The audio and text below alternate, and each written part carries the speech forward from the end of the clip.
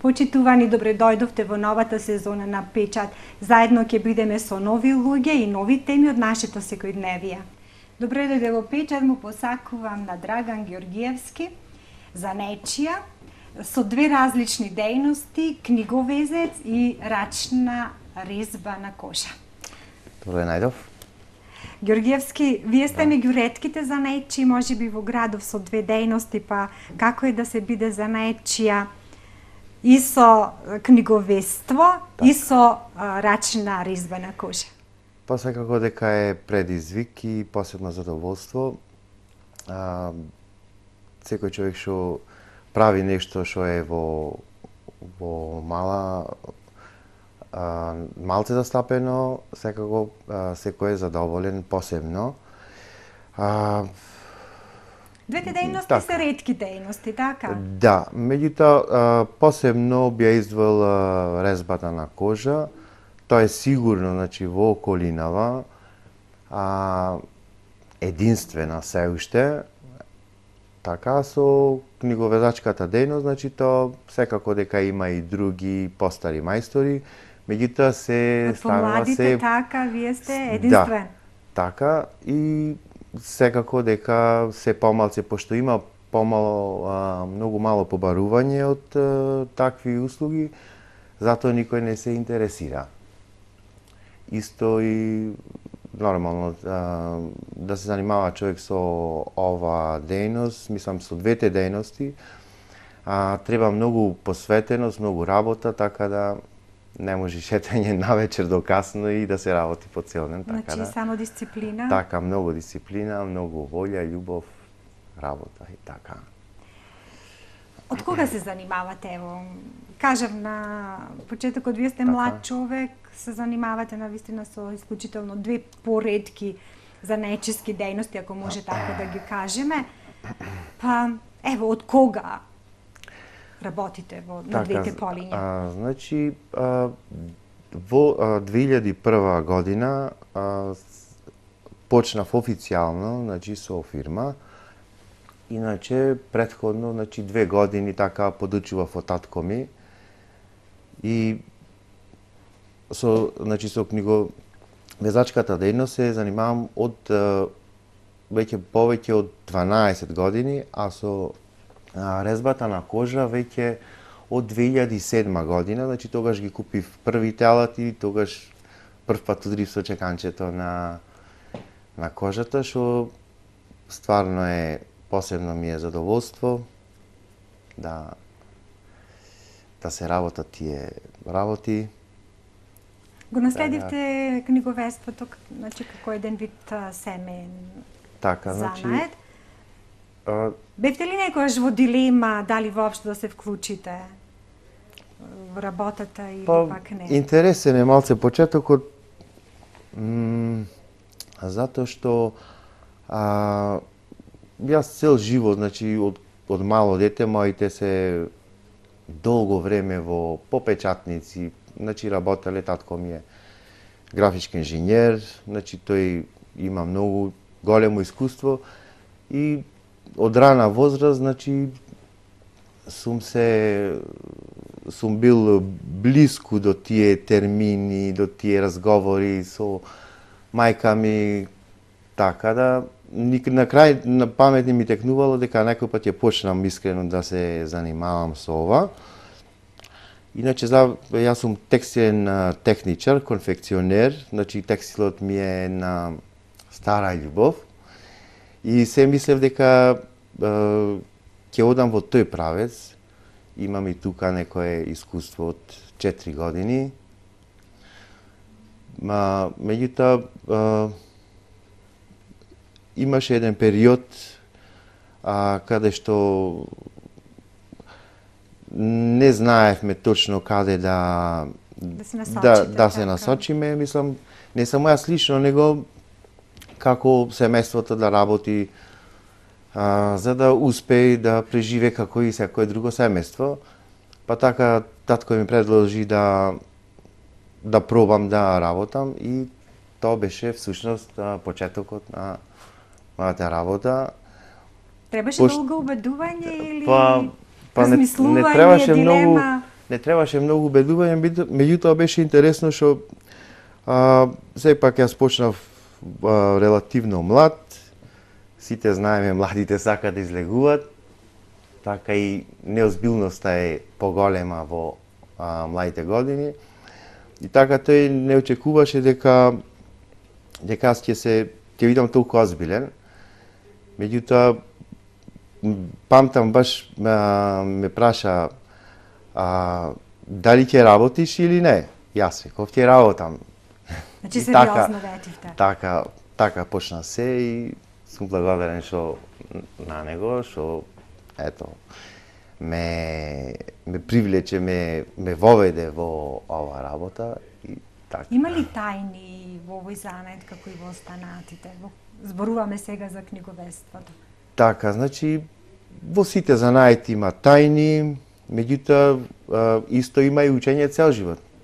Значи не значи некој како заврши школа, некој 4 години дека знае се. Значи тој што мисли дека знае се, значи ќе се остани таму кај што бил. Значи не постои ни еден човек што сака да напредува, што мисли дека знае се.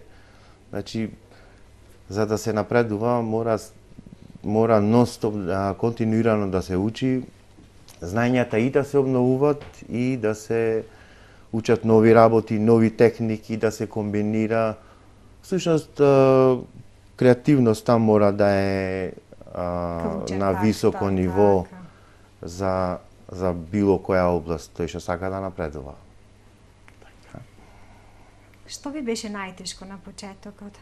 Кога ќе се навратите така во тој период кога почнувавте? Така, па најтешко што се однесува до работата. Значи интересен беше примерот со четката.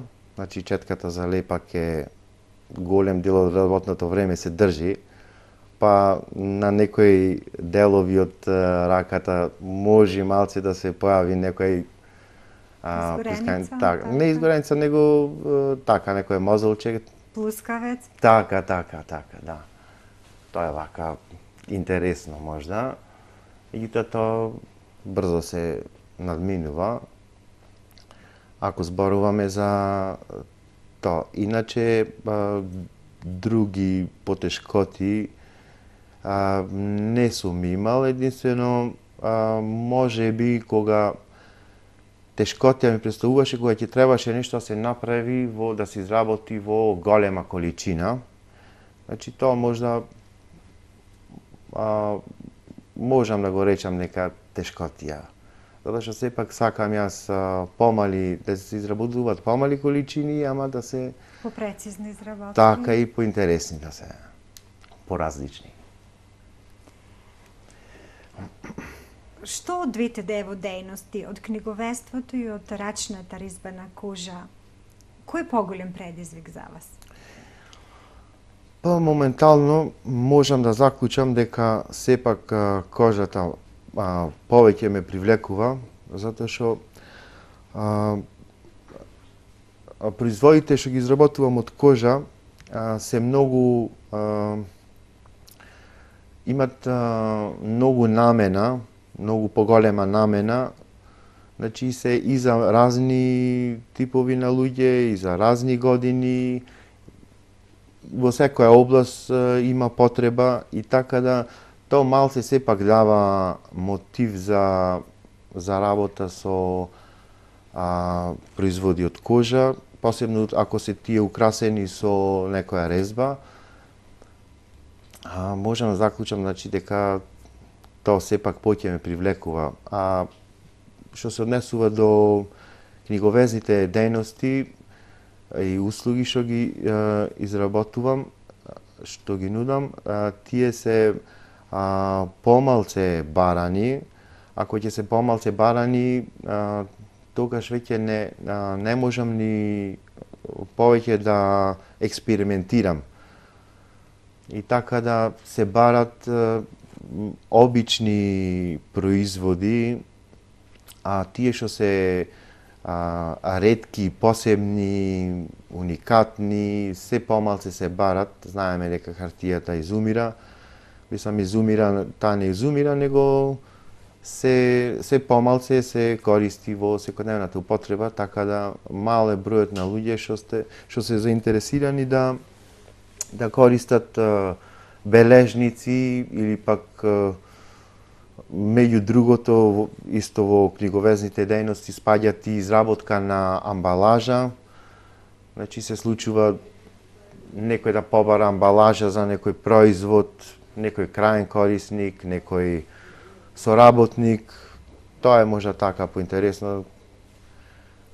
Ама сепак со производите од кожа сметам дека не сметам него сигурен сум дека повеќе ме влечат, затоа што има и може многу работи да се изработат и стално ми е во главата дека утре ќе го направам ова, ќе го направам ова, ќе го направам она.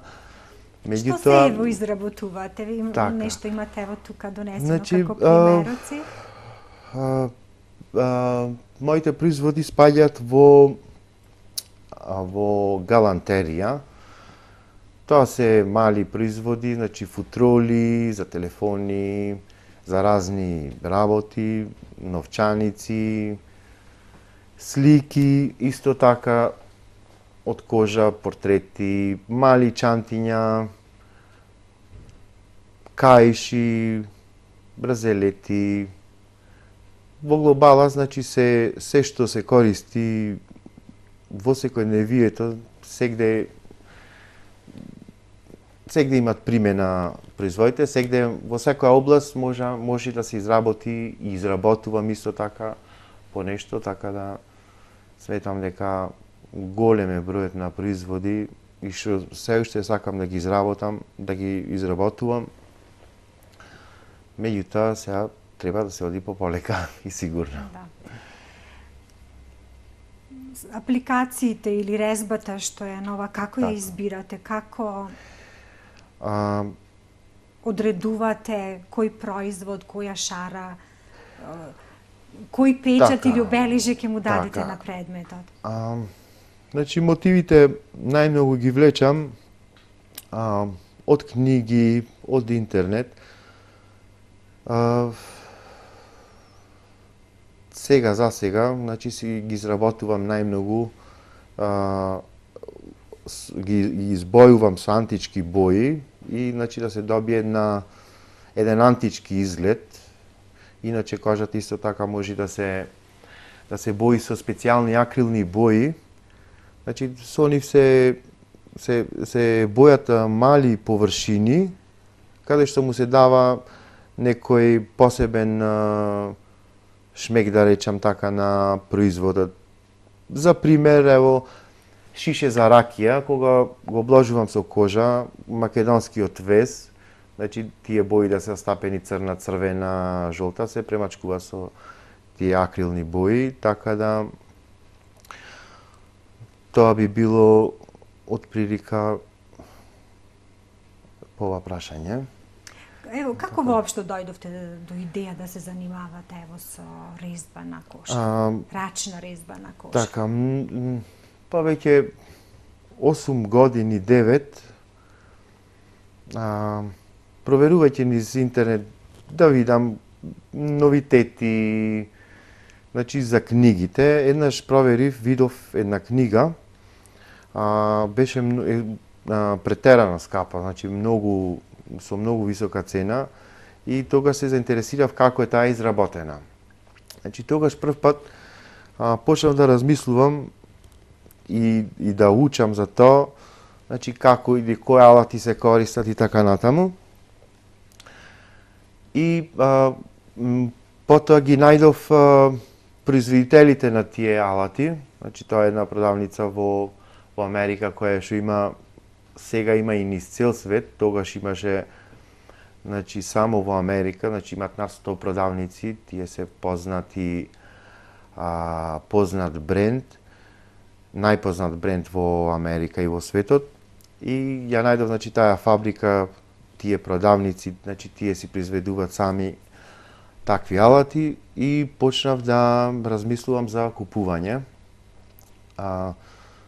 Меѓутоа, финансите секако дека се проблем кај секој почетник. Така, јас во меѓувреме, значи, си работев нормално со книговезни услуги, меѓутоа сакав да пробам со резба на кожа. И веќе 2 години, година и нешто, 2, мечтаев, значи, да добијам некои средства, тие не беа некои големи. Меѓутоа за мене во тој момент беа доста големи и се одлучив прво да порачам книги. Книгите ги порачав, коштаа негде околу 6000 денари. Вкупно тие беа 4 книги, така нешто. Пак и платив за нив, интересно што беше, платив за нив исто толку поштарина. И баш му пратив писмо во таа фирмата, викам како, кај нас толку е плата, како вие ми праќате со брза пошта. Демек можеше да се прати со нормална пошта, а не со експрес пошта. Тоа беше вака интересно што во тој дел. Потоа, во 2007 година, конечно ги порачав првите алати и кога ми стигна, после беше проблем со кожата. Па така да едва успеав да најдам некој парче кожа по познаници, пријатели на пријателите и почнав да изработувам резба, читајќи од книгите, читајќи од интернет нешто и така почна моите почетоци, па ево веќе 7 години негде. Го усавршувате, унапредувате постојано. Да, меѓутоа е многу деликатно. Јас значи почнав да работам нешто што воопшто не сум го видел, не сум го допрел, а нема никој ни кој да ти кажи како така. Значи сепак станува збор за кожа која треба прво да се изрежи со нож, што е многу деликатно, затоа што ако се излаби подлабоко, значи трајно се оштетува. И тоа треба, и влажноста исто треба да е на доста добро ниво, меѓутоа тоа се учи со искуство, значи текстот што се чита во книгите не е секој пат баш таков каков во пракса, да. И така цело време љубовта сепак превладуваше. Што изработивте најпрво? Кој беше ваш прв производ? Веќе не баш, мислам дека беше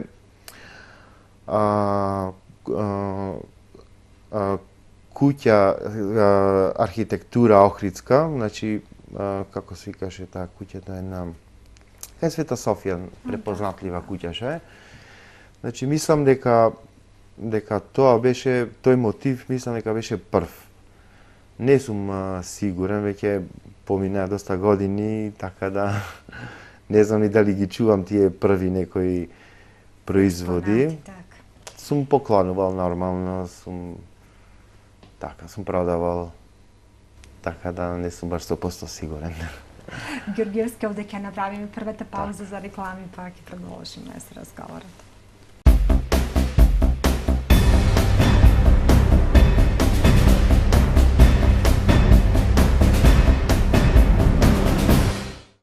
Ево, кои се алати покрај кожата ви треба во однос на она што го работите во рачната резба на кожа и како доаѓате до тие алати? Алатите сепак се ги нарачав од Америка. Значи се ви е увозно? Да, значи не постојат во Македонија, барем сега за сега. И исто интересно морам да кажам дека кога ги нарачував првите алати, нашата земја не беше на листата, значи ги нарачував онлайн. Па им пратив едно писмо зашто ја нема нашата земја. па после не напишаја Фиром. Па повторно им пратив писмо дека ние не сме Фиром, дека сме Македонија. И така да сега стои како Македонија. И така ги порачав првите алати, потоа истата таа фирма почна да се шири, значи, низ Европа. Па тука се Англија, Данска, значи од сегде некој пат има попусти, па кога ќе најдам некој пат попуст и нарачувам нешто. Значи континуирано. Алат има, да не речам безброј, меѓутоа на основните алати не се многу, значи не се многу, се неколку на број, на прсти што се вика може да се избројат, значи што се однесува за резбата. Меѓутоа за доукрасување и за моделирање и така натаму, значи има доста многу останати други алати кои не се толку можда неопходни доколку човек неќе, мислам нарачател, неќе да прави некои поспецифични работи. Тоа е значи за резбата, иначе секако дека треба да се состави еден производ, треба значи метален чешел со кој се боди кожата, значи прво со специјален налад се бележи, па има метален чешел се боди кожата и потоа со две игли, со една игла или со кожен конец се шие производот. А додека пак кај книговезните услуги, добра четка, добар лепак, значи фалц, тоа е значи коскен дел во големина колку на едно пенкало, и тоа често пати се користи за придржување на хартијата, при лепењето, така, и во двата случаи, значи, конецот е многу битен. Најдобар е конецот ленен конец, значи, тоа е за кожата е со 5 конци, кожен конец составен од 5 конци и восочен да е со пчелин восок, значи, тоа е најдобар, значи, тоа најмногу го развиле ирците, значи тој конец. Исто така и кај книгите шиењето се врши исто така со конец, нели? Меѓутоа не мора да е таков баш, него може и поинаков. Меѓутоа пожелно е да е исто така восочен со пчелин восок, така да тоа е најголемата. Во тој случај се најтрајни самите производи. Дали кога сме веќе кај книговестото и тука се материјалите достапни или тука увезувате репроматеријали? Репроматеријал моментално е проблем, затоа што кожа за изработка на книги специјализирана има најблиску во Англија, значи тие таму се позната фирма и тоа цените се многу високи. Што се однесува за репроматеријалот, хартија веќе има кај нас, значи тоа не е проблем. Алатите што се изработуваат книгите се исто така многу скапи, значи после да се купа само кај нас не, значи тие се посебни рачни алати каде што книгата се украсува со помош на температура и со златна фолија или сребрена, може има црна, значи тоа е топол печат, каде што рачно се украсуваат книгата, се украсуваат, исто и амбалажата некој па се украсува со тоа. А истите служат и за книгата, а може да служат и за кожните производи. И тоа сепак тие се наменети првенствено за книговесци.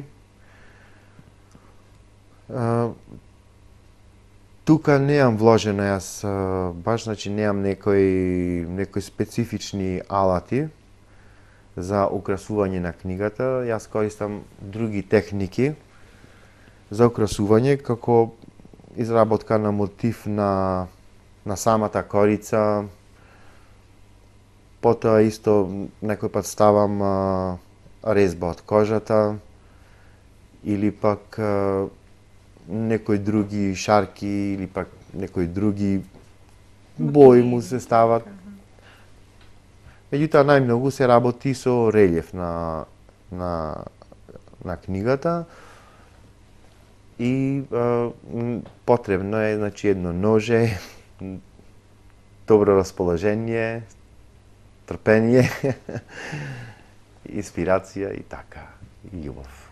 Што е она што вие Ѓорѓиевски со особено задоволство го работите, може би нешто што ви лежи, што повеќе ви е предизвик да го сработите? Што може би се гордеете? Па секако резбата сепак ми е така најинтересна. Посебно кога ќе се вметни во некој производ, значи добар производ со добро изработена, значи меташна, добро изработена резба, добар мотив одбран, со добра завршница, значи кога би се направил еден таков производ што не излегува баш секој пат така,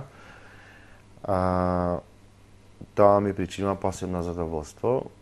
Меѓутоа, за добар производ треба и добра кожа.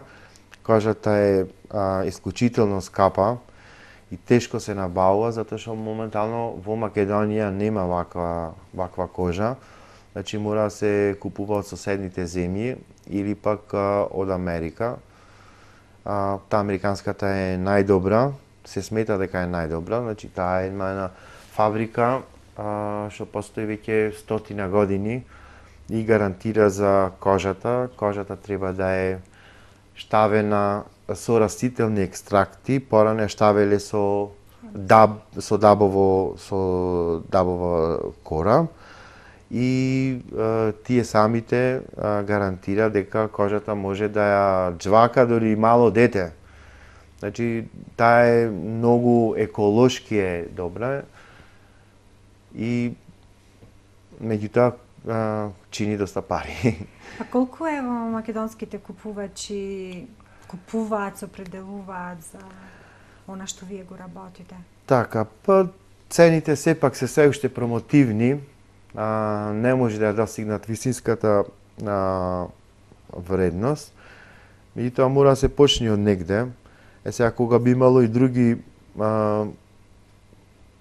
занајдчи, ракотворци што би работеле на овие производи, кога луѓето ќе почнат веќе да не се плашат од новото, да се привикнуваат, тогаш може да би достигнало повисока вредност и тогаш би било попристојна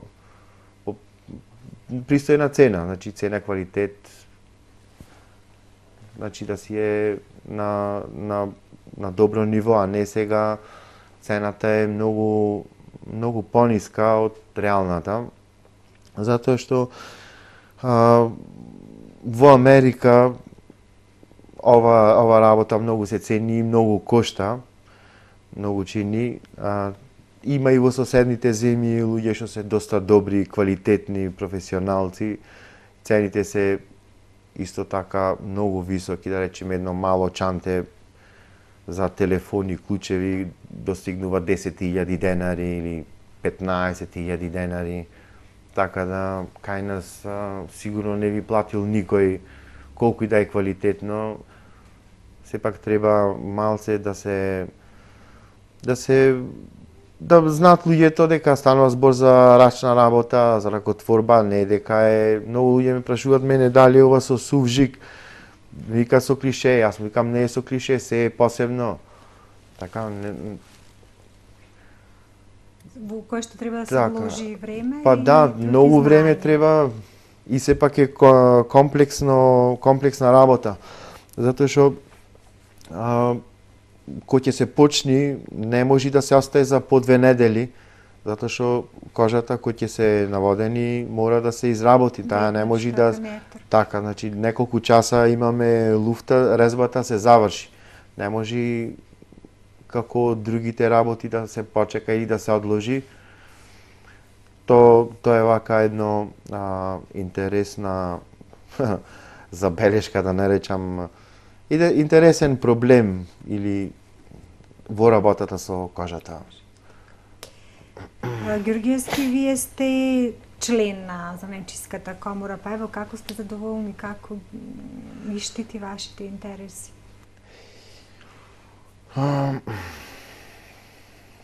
Па вака, мојот личен интерес не е заштитен од Занечиската комора. Значи, председателот знае дека јас не сум задоволен од него и лично му е кажано. Пример беше последниот случај со мене, каде што не успеа да издействува за ниеден занаетчија или член на комората да излези да настапи, да продава некоја своја ракотворба. Беше тој известен на 31 мај пред да се издават локациите. Меѓутоа, за жал не проработе, така да можам јавно да кажам дека лично јас не сум задоволен од тој случај. Секако дека има и позитивни работи, не може да се речи дека е само негативно, затоа што ево сега се намалува комуналната такса по метар квадратен на сите членови на комората. Значи сепак се прави нешто во комората, меѓутоа за мене лично јас видов дека јас не сум заштитен. Така да јас ова изминатава сезона не успеав да добијам локација за продажба на моите производи. Каков е односот на институциите кон занаетчиите? Кој е вашиот став? Така, случувањата на ситуациите? Па не би рекол дека е најдобар. Се прават напори, меѓутоа далеку е од добар.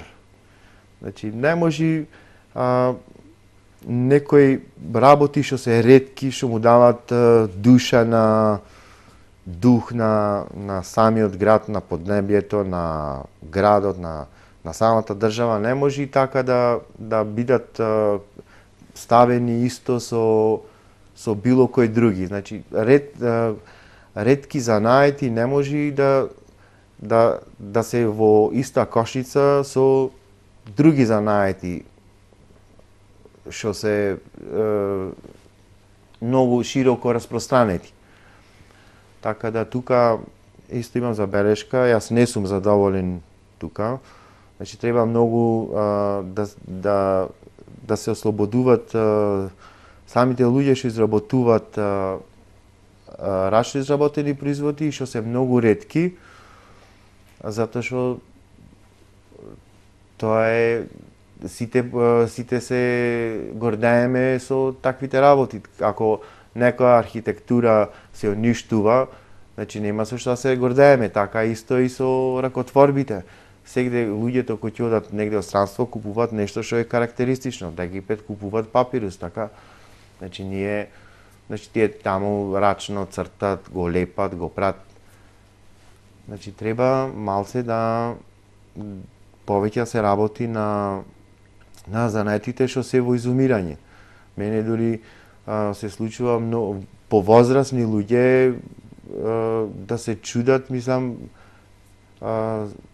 како јас, млад човек, шијам рачно, ако постојат машини за шиење. Да, постојат машини за шиење, ама кој ќе шиеното рачно со восочен конец, то речи си никој пат не може да се скини доколку него не се пресечи. Така да не е исто, не е иста вредноста. Некој си сака трајност, некој си сака друго и то се работи што треба секој да се негуваат, колку сме, толку сме. Припознаваат ли младите може би индиферентен однос од институциите кон занечиството, па и поретко го избираат занечиството како професионална преокупација? Па не знам баш. Тешко е да се кажи, меѓутоа едно е јасно. Се додека кафаните работат до сабајле, младите нема да имат интерес. Кратко и јасно. Така, тоа е можда најважно. Не може да младите спијат до 10 сато, до 11, па после да работат. Значи, човек што сака да работи ракотворба, мора да стане на сабајле. Утрото е мирно, весело, си носи нешто свое што го нема пладнето. Да. Што мислам дека секој што изработува ракотворби го препознава тоа. Нема некој занечија што спие до 12. Јас таков не познавам. Значи мора да се стани порано, тоа е едно. Второ, презентацијата на самите изработки не е застапена воопшто. Значи немаме емисии, немаме јавни работилници, барем кај нас во Охрид. Во Скопје имат ностоп работилници за печатење, за книговезни производи и така натаму. Сме соработувале, сме разговарале како да се одржат некои работилници. Таму веќе си се одржуваат.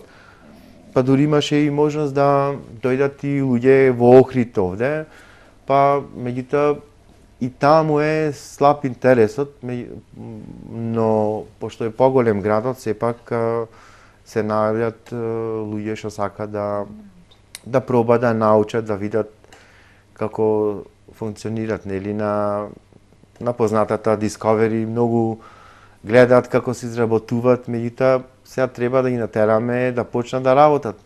Затоа што ракотворбата дава една смиреност,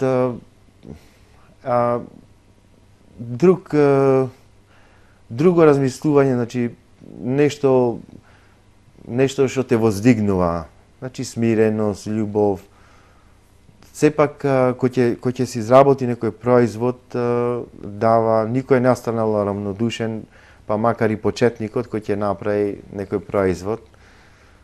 Сега ќе видиме понатаму. Имате ли наследник кој што може би се интересира околу она што вие го работите? Па се уште не. Значи моите два синови се малечки, едниот 10 години, другиот 5 години, па се трудам да ги запознам колку што можам повеќе. За 1 април ги маскиравме во каубојци, во пирати и не можам да речам дека не се интересираат, значи поголемиот син кој ќе види некој пат некој филм со некој кожен ремен добар или со некоја ташна, па ќе ми рече еј тато дојди види. Така, тоа ми е задоволство, па се радувам дека можда еден ден и посакувам да продолжат, значи. По вашите ставки. Така. Што би посакале, Георгиевски, ево, на крај на емисијата сме, што би посакале да се промени во иднина во занечиството? Која е вашата, може би, желба? Прво, мојата неголема желба е да се врати онај еснаф лук што постоел порано. Тоа е мојата првата желба. Значи, кога ќе се врати еснафот кај луѓето, чистиот образ, значи добрината, желбата за поштено да се заработи некој динар, мислам дека тогаш ќе тргнат работите. Тогаш занечите ќе се многу појаки и ќе можат многу подобро да делуваат и да се изборат за своите права. А не вака да губиме секој ден. Значи, тоа ми е една голема желба. Значи, мора да има единство, почит кон работата, кон рачната работа, така да тоа би било вака желба моја голема. Јас ви посакувам од срце она што го посакувате да ви се реализира и да на едно повисоко равниште и ниво да биде за нечиската дејност во било која сфера сега зборуваме во нашата средина. Благодарам. Георгиевски ви благодарам што гостувавте во Печат, што бевте мој гостин и што пред гледачите ги споделивте вашите дејности со кои што работите и од кои живеете. Благодарам на поканата, се надевам дека наредниот пат ќе презентираме некоја изработка. Нешто ново и нешто, може би креативно, она што... Така. Значи, од почеток до крај, за малце да може да ќе прави некој интерес. Без да се вклучи во овие што го работите. Почитувани, овде е крајот на денешното издание на Печат. Благодарам за вашето внимание и ве поканувам да останете и понатака со програмата на ТВМ. Довидување.